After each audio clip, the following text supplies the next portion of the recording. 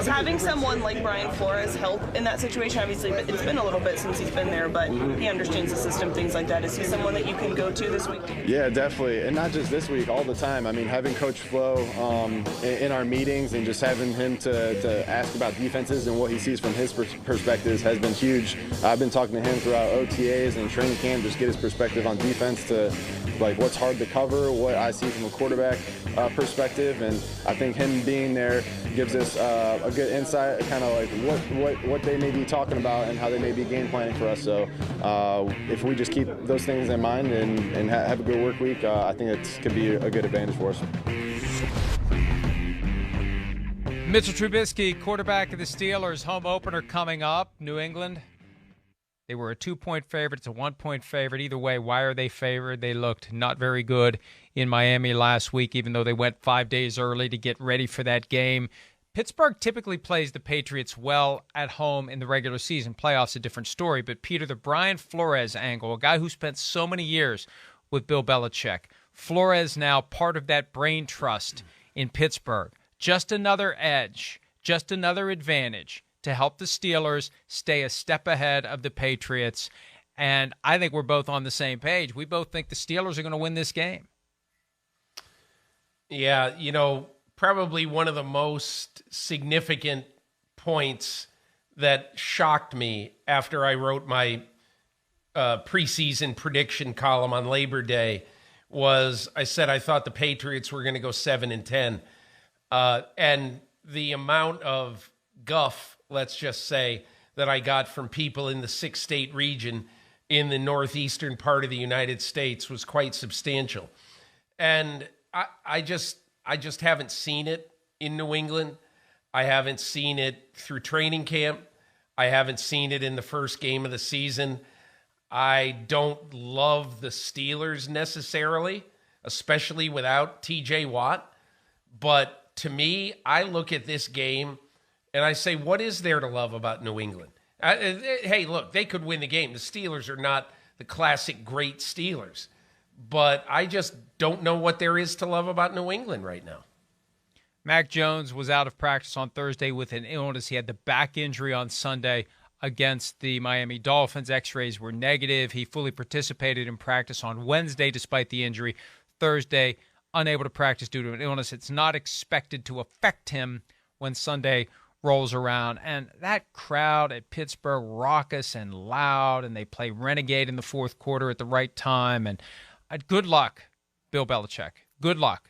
What a way to start the season. At Miami, at Pittsburgh, and it may be 0-2. Let me ask you this question, because I've been wondering about this, and I'm not going to pose it from the perspective of the Patriot organization, because I think Bill Belichick has won enough Super Bowls that he's never going to be on the hot seat. When do the fans of the Patriots get to the point where what he's done is far enough in the rearview mirror that it no longer factors into how they view where the team is now, and they become restless and frustrated and start whispering about a possible change? How long does that last for him into the future? At least through this season. At least. He's got at least 2022, and I think well into 2023 as well. And I think he should have that. I mean, people might say, well, now he's under 500 since Tom Brady walked off campus, which he is. And you just start to say to yourself, okay, how much longer does Belichick have? Look, everyone knew when Tom Brady left and when they drafted Mac Jones, nobody thought they were going to continue as an 11, 12, 13 win team every year. They've got to build it back up. And the fact is that Bill Belichick, the general manager, has done Bill Belichick, the coach, very few favors in the last few years. And we'll see if the recent couple of drafts are better than the ones right before then. But, Mike, that is his biggest problem right now. The personnel on this team, it's a mediocre base of talent right now on this team. And I see more and more people pulling at the thread that I've raised, and I brought it up primarily as it relates to their inability to have young receivers become good receivers? Is it a drafting problem? Is it a development problem? Is he a guy that is more comfortable with veterans who can get up to speed more quickly, who know what is expected of them, as opposed to the young guys he just doesn't have the patience for? I don't know. But look, if we apply to Bill Belichick the same standard that he applies to all of his players and has always applied to his players, we're getting to a point where we just have to have some hard conversations. It's not what have you done for me lately. It's what are you doing for me right now, and what can I expect you to do for me tomorrow? And it's fair. We're developing gradually and systematically a body of evidence that allows an evaluation to be made based upon everything since Super Bowl 53. And when Robert Kraft, the owner of the team, comes out and publicly laments the fact that they haven't won a playoff game for 3 seasons, that just gets you paying attention.